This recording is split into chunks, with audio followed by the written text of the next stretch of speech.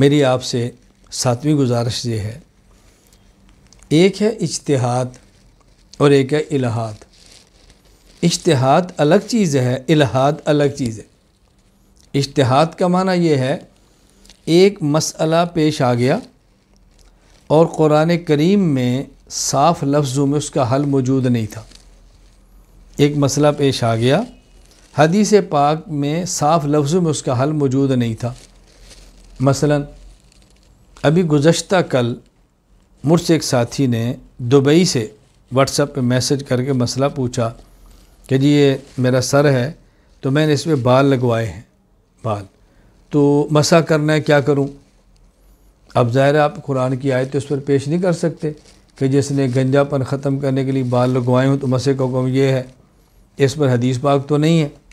اب کیا کریں گے؟ تو ابھی اس پر ہم دیکھیں گے نا ہمارے مجتہدین نے کیا اجتہاد فرمایا اور کیا بتایا، تو ہم وہی مسئلہ بتائیں گے نا۔ یہ اجتہاد ہے۔ رسول اکرم صلی اللہ علیہ وسلم کے مبارک دور میں جب کوئی شخص بیمار ہوتا تو پچھنا اور حجامہ کروا کے اس کا خون نکالا جاتا، اور اب جب بھی کوئی بیمار ہوتا ہے تو اس کو خون چڑھایا جاتا ہے۔ پہلے صحت اچھی تھی، خون ایسے کھول رہا ہوتا ہے، باہر نکالو۔ اب صحت اتنی گری ہوتی ہے کہ رگیں حرکت کرتی ہے، ہمیں خون دو۔ پہلے حرکت کرتی ہم سے نکالو، اب حرکت کرتی ہمیں کچھ دو۔ اب بتائیں کیا کریں گے آپ؟ بھائی خون لگانا ہے تو کیا حکم ہے؟ ہمیں دیکھنا پڑے گا۔ آج جو دور ہے وہ پہلے یہ کمیونیکیشن کا سسٹم نہیں تھا کہ کوئی ایک دوسرے ملک میں کسی اور ملک میں اور آپس میں بات کر لیں، پہلے نہیں تھا، آج ہے۔ تو پہلے جب نکاح ہوتا تھا تو ایسے نہیں ہوتا تھا کہ کوئی اور بیٹھا کسی اور جگہ بیٹھا ہو۔ اب لوگ پوچھتے ہیں کہ جی لڑکا پاکستان میں ہے، لڑکی انگلینڈ میں ہے، نکاح کیسے ہوگا، ٹیلی فونک ہو سکتا ہے کہ نہیں؟ میں ابھی مسائل نہیں بتا رہا، میں بتا رہا ہوں اجتہاد کیا ہے۔ یہ اجتہاد ہے۔ اور الہاد کیا ہے کہ ایک مسئلہ قرآن کریم سے ثابت ہے، یا ایک مسئلہ حدیث پاک سے ثابت ہے، یا ایک مسئلہ ایسا جس پر امت کا اجماع ہے، فقہا جمع ہے، اجماع امت سے ثابت ہے، میں نہیں مانتا، اس کا انکار کر دیتے، یہ الہاد ہے۔ تو اجتہاد کا معنی ہوتا ہے نئے آنے والے مسئلے کا قرآن کریم اور سنت سے حل تلاش کرنا، اور الہاد کا معنی ہوتا ہے کہ پرانے طے شدہ مسئلوں کا انکار کرنا۔ اجتہاد الگ ہے، الہاد الگ ہے۔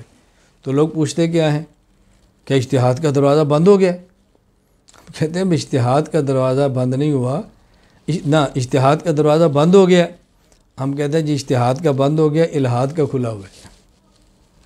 تو وہ اپنے الہاد کو ہم سے اجتہاد کروانا چاہتے ہیں کہ ہمارے الہاد کو اجتہاد کے، ہم تمہارے الہاد کو اجتہاد کیسے کہہ سکتے ہیں؟ دیکھو ایک ہے مجتہد مطلق جو اصول بھی خود نکالے، پھر اصولوں سے مسائل بھی خود نکالے، ایسا اجتہاد تو درجہ اسباب میں اب ناممکن ہے۔ اب جو بھی مجتہد ہوگا نا، پہلے کسی کے اصول پڑھے گا، پھر اس کے فروع دیکھے گا، پہلے کسی کا ترجمہ دیکھے گا، پھر کسی سے اصول حدیث پڑھے گا، کسی کے اصول تفسیر پڑھے گا، کہیں سے ادب پڑھے گا، کہیں سے صرف پڑھے گا، کہیں سے نحو پڑھے گا، پہلے اچھے خاصے علوم چاٹ لے گا، اور جب وہ ہضم نہیں ہوگے تو اس کی قے کر دے گا، اور اس قے کا نام کیا رکھے گا؟ اجتہاد۔ بھائی تجھے جو قے شروع ہو گئی ہے یہ اجتہاد نہیں ہے، یہ الہاد ہے۔ الہاد اور اجتہاد میں تو فرق کرو نا۔ تو میں گزارش کر رہا ہوں کہ اجتہاد الگ چیز ہے، الہاد الگ چیز ہے۔ یہ جتنے ملحدین ہیں دنیا میں، اجتہاد کے نام پہ یہ بتائیں کون سا مسئلہ ہے جس کا حل فقہا نے نہیں دیا اور تم نے دیا؟ اجتہاد کے نام، الہاد کے نام پہ 20 تراویح کا انکار ہو رہا ہے، میں اجتہاد کر رہا ہوں۔ سر پہ ٹوپیاں پگڑیوں کا انکار ہو رہا ہے، میں اجتہاد کر رہا ہوں۔ رسول اللہ صلی اللہ علیہ وسلم مبارک سنت جو واجب ہے داڑھی رکھنے، اس کا انکار ہو رہا ہے، اجتہاد ہو رہا ہے۔ گانے سننے کا جواز پیش کیا جا رہا ہے، اجتہاد ہے۔ عورتوں کو بے پردہ کیا جا رہا ہے، اجتہاد ہے۔ یہ کون سا اجتہاد ہے؟ یہ تو الہاد ہے۔ تو اجتہاد اور الہاد میں فرق سمجھنے کی کوشش کریں۔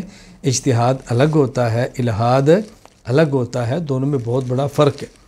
میں نے اس سے گزارش کی ان باتوں کو سمجھنا بہت ضروری ہے، ورنہ الجھنیں پیدا ہوتی ہیں۔